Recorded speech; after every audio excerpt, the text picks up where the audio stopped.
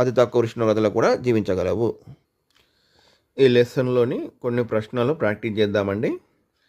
కంటికి కనిపించని జీవులను చూడడానికి దేన్ని ఉపయోగిస్తారంటే సూక్ష్మదర్శిని.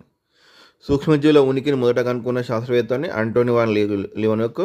అతను కనుక్కున్న సూక్ష్మదర్శి కటకం ఒకే కటకం గల సూక్ష్మదర్శిని ఒక వస్తువును 300 రేట్లు పెద్దగా చూపెడుతుందండి.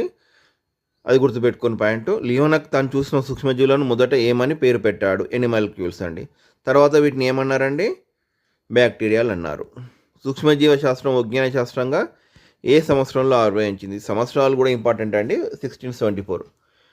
లియోనక్ తయారు చేసిన సూక్ష్మదర్శిని వస్తువును ఎన్ని రేట్లు పెద్దగా చూపగలదు? 300 రేట్లు.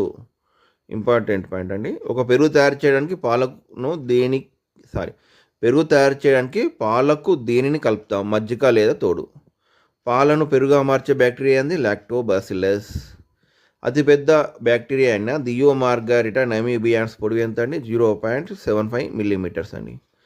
సజీవ కణం వెలుపల నిర్జీవులుగా, కణం లోపల సజీవులుగా ప్రవర్తించేటి ఏవి? వైరస్లు అండి.